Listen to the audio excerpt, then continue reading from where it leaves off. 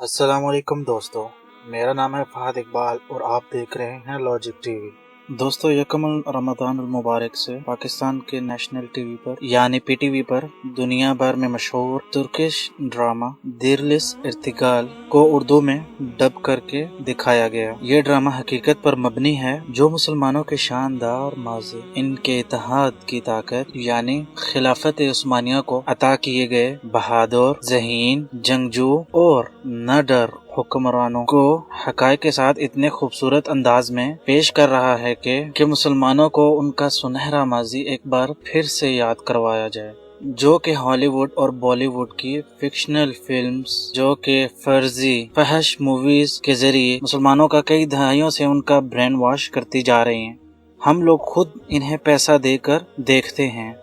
दिरलिस इर्तिकाल drama 2014 के अंदर दिसंबर 10 को तुर्की के अंदर पहली बार रिलीज किया गया और देखते ही देखते ये ड्रामा इस कदर मकबूल हो गया कि 150 से जायद ममालिक में तर्जुमे के साथ नशर किया जा चुका है, जिसने अहले मगरिब और यहूदी लॉबी की अरबों डॉलर की इन्वेस्टमेंट को डबो दिया है। फिफ्थ जनरेशन यानी मीडिया के जरिए मुसलमानों की जहन साजी करके इनको फहश और उरियानी की तरफ तरगीब दे रहे हैं और ये लोग मुसलमानों के फैमिली सिस्टम को तबाह करने में अहम किरदार अदा कर रहे हैं। इन्हें मुसलमानों के इस इत्तेहाद को कमजोर करना था। अब इन लोगों को अपने ये नापाक इरादे कामयाब होते हुए नजर नहीं आ रहे, जिसका सबूत है कि न्यूयॉर्क के अंदर शाया होने वाला एक आर्टिकल जिसके अंदर इस ड्रामा को एक खामोश एटम बम करार दिया है, क्योंकि ये हॉलीवुड के फर्जी सुपर हीरोज के बजाय मुसलमानों के असल सुपर हीरोज और इनकी तारीख को यूं दिखाता है कि किसी भी कौम और मुल्क के दुश्मन के खिलाफ लोगों की साजिशों को हक, ईमानदारी और दयानतदारी के रास्ते पर चलकर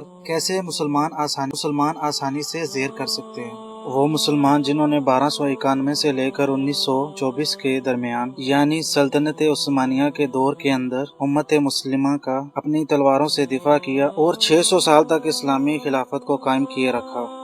इस ड्रामा सीरियल ने क्यों अहले मगरिब की नींदें हराम कर रखी हैं और इनके मंसूबों पर मुस्तकबिल में खतरे की घंटी कैसे बजा दी है, इसे समझने के लिए सबसे पहले आपको इर्तुगरुल गाजी, जो कि खिलाफत उस्मानिया की बुनियाद रखने वाले सबसे पहले इंसान थे, इनकी तारीख और खिलाफत उस्मानिया के क़याम, इसके अरूज और इसके ज़वाल को मुख्तसर तौर पर समझना होगा। इस लंबे टॉपिक को मुख्तसर करके आप लोगों को समझाने की कोशिश करूँगा। दोस्तों, सल्तनत उस्मानिया जो कि दुनिया के 3 बर्रे आज़मों तक फैली हुई थी और दुनिया की सबसे मजबूत सल्तनत थी, इसे एक के बाद एक काबिल और नेक हुक्मरान मिले जो इसकी शान और शौकत को मजीद बढ़ाते चले गए, जिसने इस वक्त की सुपर पावर मंगोल और सलीबियों की नींदें हराम कर दी थी और इन्हें बताया कि जंगें सिर्फ तलवारों से नहीं बल्कि सोच और तदबीरों से भी जीती जाती हैं, क्योंकि मंगोलों के पास खूनखार किस्म की फौज थी, तलवारें और जंगी तदबीरें मौजूद थी जो कि इन्हें फतुहात पर फतुहात देती गई। लेकिन किसी भी मुल्क को फतह करने के बाद इनके पास इस मुल्क को चलाने के लिए कोई निजाम मौजूद ही नहीं था, जो बाद में खिलाफत उस्मानिया ने इस्लामी कवानीन को अपनाते हुए इस जमहूरी दुनिया को फिर से याद करवाया।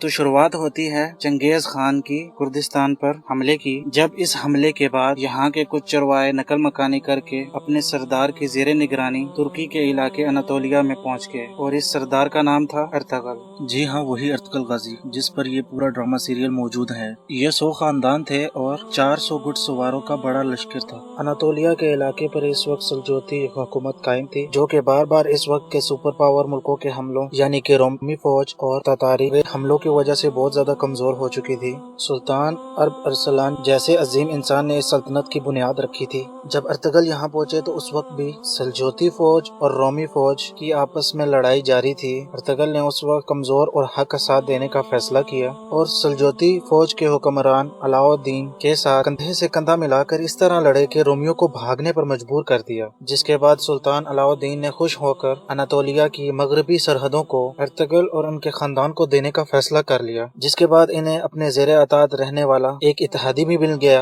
वो हमेशा अलाउद्दीन के साथ हर बगावत के मौका पर कंधे से कंधा मिलाकर लड़ते रहे, लेकिन खुद कभी बगावत नहीं की, क्योंकि वफादारी इनके खून के अंदर शामिल थी। वो हर मार्के पर सुल्तान अलाउद्दीन के हमरा रहे। 1258 में चंगेज खान के पोते हलाकू खान ने बगदाद पर हमला करके सही मायनों में खून की नदियां बहा दी। इसने नौजवानों को कत्ल करके इनकी खोपड़ियों के मीनार बनाए, औरतों और बच्चों को कैद कर लिया, इल्म फनून की किताबों को आदी और اور انہیں پانی کے اندر بہا دیا، جس کے بعد ایسا لگا کہ مسلمان ایک قوم کے طور پر کبھی بھی تاریخ میں اپنا کھویا ہوا مقام حاصل نہیں کر پائیں گے۔ مگر پھر 1258 میں ارطغرل کے ہاں ایک لڑکا پیدا ہوا جس کا نام عثمان رکھا گیا۔ یہ ذہانت، اخلاق اور وفاداری میں اپنے والد کے ہی جیسے تھے، اور انہوں نے ہی آگے چل کر خلافت عثمانیہ کو قائم کیا، جس کی بنیادیں سلطان ارطغرل نے پہلے ہی رکھ دی تھی۔ ایسی سلطنت جس کا مقابلہ کرنے کی طاقت یورپ اور ایشیا کی کسی فوج کے اندر نہیں تھی۔ 1300 کے اندر تاتاریوں نے سلجوقی سلطنت پر حملہ کر دیا، جس پر سلطان علاء الدین مارے گئے، اور اس طرح سے عثمان سلجوقی سلطنت کو چلانے کے لیے خود مختار ہو گئے۔ اسی موقع کا فائدہ اٹھا کر ترک سرداروں نے رومی سلطنت کے ساتھ مل کر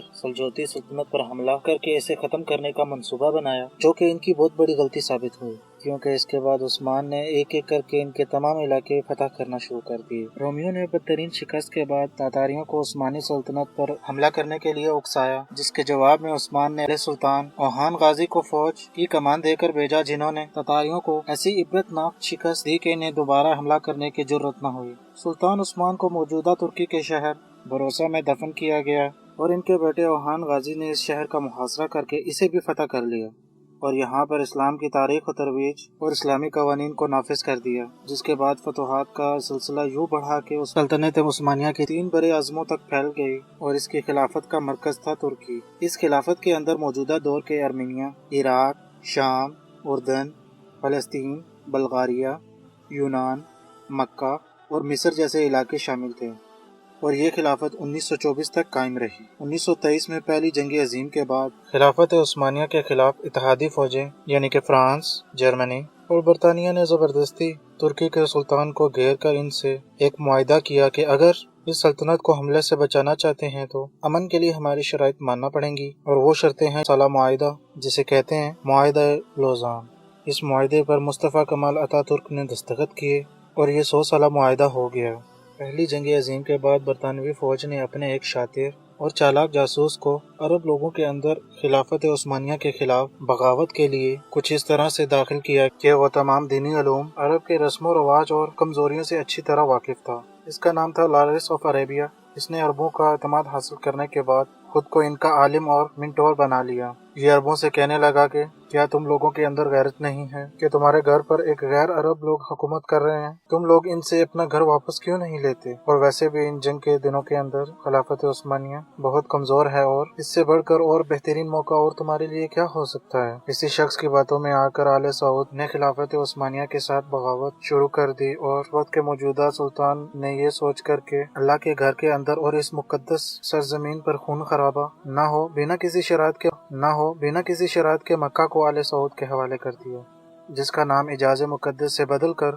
آل سعود کے نام پر سعودی عرب پڑ گیا۔ معاہدہ لوزان کی 100 سال کی مدت 2023 میں مکمل ہو رہی ہے۔ اس معاہدے کی شرائط یہ تھی کہ ترکی کے تمام وسائل سے سلطان دستبرداری کا اعلان کرے، ان کی تمام جائیدادیں ضبط کر لی گئی، خلافت پھر سے قائم کرنے پر پابندی لگا دی گئی، پیٹرول کی ڈیلنگ پر بھی پابندی لگا دی گئی، اس کی بندرگاہ باسفورس جو کہ انتہائی اہم ہے اور ایشیا کو یورپ سے کم ترین فاصلے سے ملاتی ہے، اس کے ایک طرف ہے بلیک سی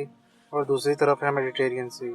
اسے عالمی ملکیت قرار دے دیا گیا، یعنی کوئی بھی گزرنے والا جہازوں سے کوئی بھی ٹیکس ترکی 100 سال تک اس معاہدے کی روح سے نہیں لے سکتا، یعنی ترکی کے ہاتھ پاؤں باندھ کر اسے 100 سال کے لیے ایک سائڈ پر پھینک دیا گیا۔ اور مصطفیٰ کمال اتاتürk نے اسلامک ترکی کو ایک سیکولر ترکی بنانے کا آغاز کیا، جس کے بعد ہر طرف بے حیائی، شراب نوشی اور مغربی کلچر عام ہونے لگا، یعنی کہ ترکی مسلسل دین اسلام سے دور ہوتا چلا گیا۔ مصطفیٰ کمال اتاتürk نے اسلام کی مخالفت کے اندر ہر وہ کام کیا جس کے کرنے سے اسلام ہمیں روکتا ہے، جس کے بعد اللہ تعالیٰ نے ترکی کو طیب اردگان جیسا امت مسلمہ کا درد رکھنے والا عظیم لیڈر دیا، جس نے کمال سمجھداری اور بنا فوج، عدلیہ اور اپوزیشن کے ٹکراؤ سیکولر ترکی ایک بار پھر سے اسلامک ترکی کی جانب گامزن کر دیا ہے۔ 2023 تو صرف 3 سال دور ہیں، جس کے بعد یہ تمام پابندیاں ختم ہو جائیں گی اور ترکی تمام فیصلے کرنے کے اندر نہ صرف خود مختار ہوگا بلکہ اپنے وسائل دوبارہ استعمال کرنے پر اور خلافت دوبارہ قائم کرنے پر قانونی طور پر اس کے اوپر کوئی پابندی نہیں ہوگی،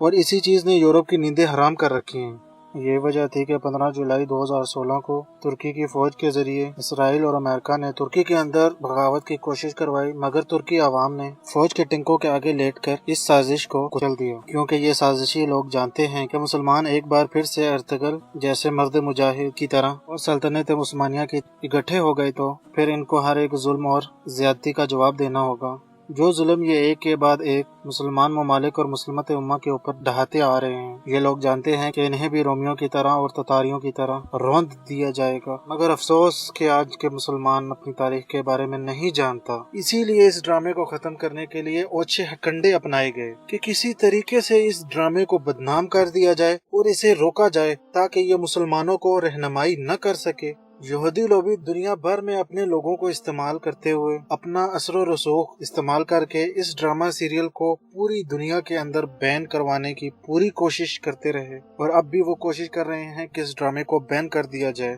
دوستو، سلطنت عثمانیہ نے فتوحات اور جنگیں بھی اسلامی قوانین کے مطابق لڑی ہیں، قیدیوں کے ساتھ بھی وہی سلوک کیا جو اسلامی تعلیمات ہمیں سکھاتی ہیں۔ انہوں نے منگولوں کی طرح کھوپڑیوں کے مینار نہیں بنائے، بلکہ صرف ان لوگوں پر ہتھیار اٹھائے تھے جن پر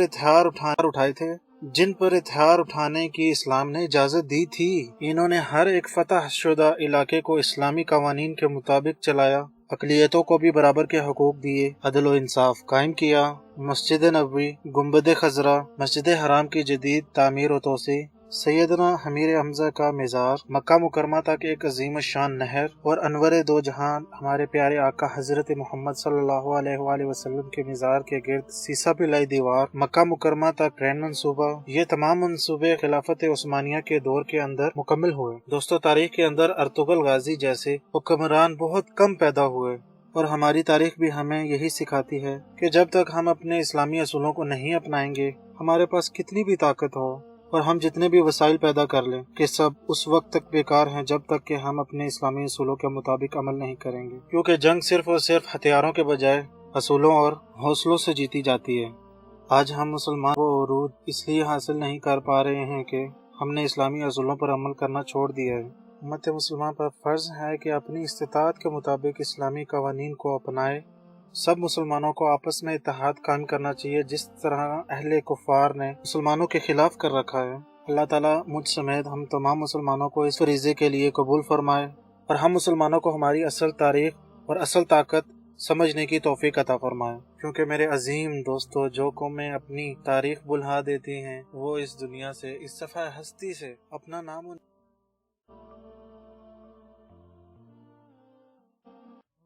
اگر آپ کو یہ ویڈیو اچھا لگا اور مزید اس طرح کے انفارمیٹیو ویڈیوز کو دیکھنا چاہتے ہیں تو ہمارے چینل کو سبسکرائب کریں۔ اب میں ملوں گا آپ سے ایک نئی انٹرسٹنگ ویڈیو کے ساتھ۔ اپنا بہت سارا خیال رکھیے گا۔ اللہ حافظ۔ اللہ حافظ۔